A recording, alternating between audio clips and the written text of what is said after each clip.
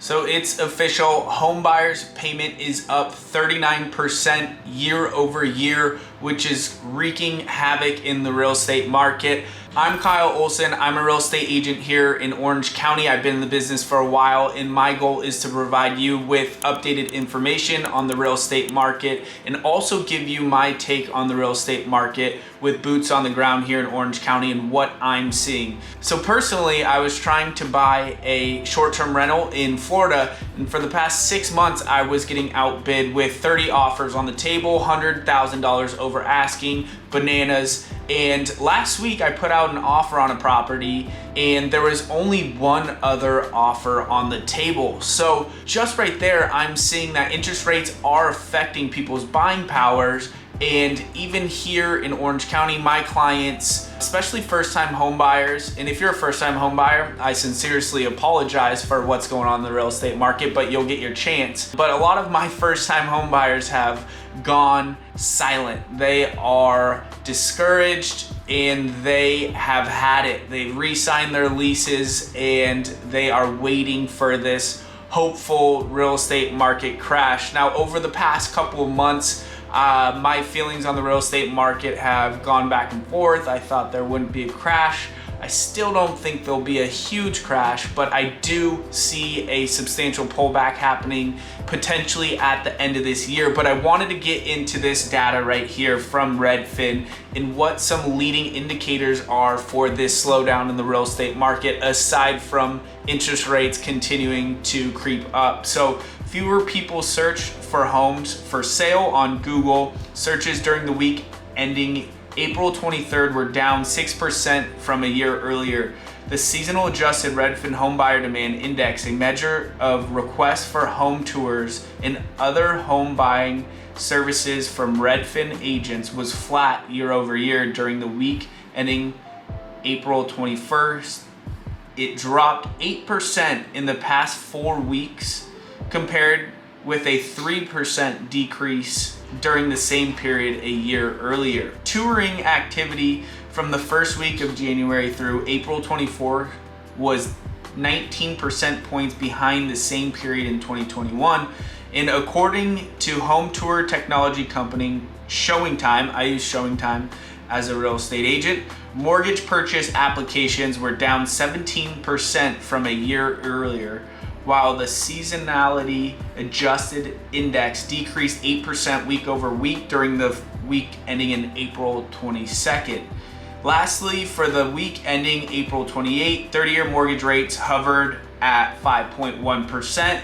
This was down just slightly from 5.11% prior week, the highest level since April of 2010. And here today we have interest rates at a 30-year fixed mortgage with a great credit score. We're hovering right around 5.07%, which is coming down. As you can see on the chart, it ebbs and flows. And the more and more we have the feds come out and talk about interest rate hikes, the more and more you'll see that chart continue to go up and down and creep up. But right now, I wanted to talk to you guys about what I think you should do if you're considering purchasing and if you should wait on the sidelines. And again, like I say in my other videos, time in real estate is better than time out of real estate, and you can't time anything just like the stock market. It's getting absolutely clobbered, and personally, I think real estate is up next. So just as a rule of thumb, if interest rates go up 1 point, typically in prices, we see a 10% decline. In real estate, it takes a while for it to show up in the data because you still have buyers right now who are chasing interest rates and are afraid that interest rates will go up to, 10%, 15%. So they're trying to lock in that 30-year fixed, but the demand is not there. It's scared the buyers away and people are holding tight. So for me personally, I'm seeing some pullback on prices already. They're not substantial. I'm seeing probably $40,000 just depending on the price point. But if you're at $1 million, I'm seeing around $40,000 price decreases, and really $40,000 is not a lot of money when you're buying a house that's over $1 million. But the activity in the real estate market has definitely slowed, and I think it will continue to be slow going into 2023.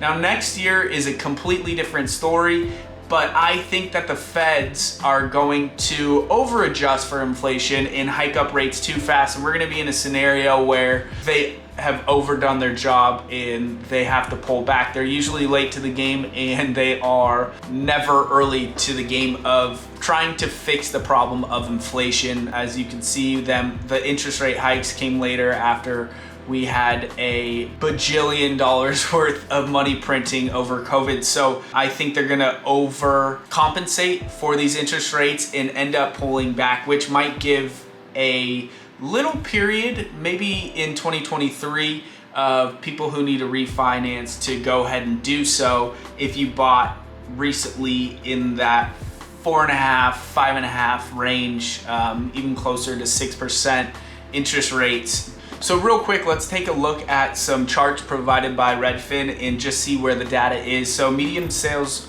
price is up 16.8% year over year. Now think about this, even if prices do pull back, we're still up 16.8% year over year, medium home prices. So we need a substantial drop in the real estate market to get back to where we were. And if you look at history, you always have prices coming up and down, the market ebbs and flows, but it always ends up higher than it was before.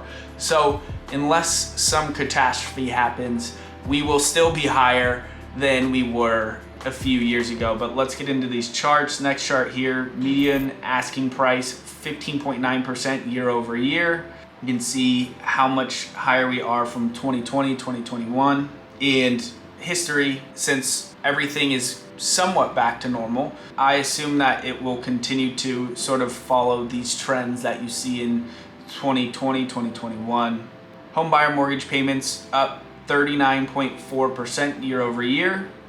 Pending sales down 2.9% year over year. So pending sales is definitely a good indicator to look at, and also days on market. If you're looking in your area, you want to take a look at days on market, because as that goes up, that is to me showing that realtors are not showing these houses as much, and they're not going for what the sellers are asking, which ultimately will have the sellers adjust their sales price or no longer sell.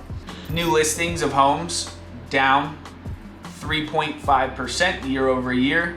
Active listings of homes for sale down 18.7%. So after looking at these charts, you can see that we have a battle between not a lot of inventory and high interest rates. With this being said, every real estate market is different.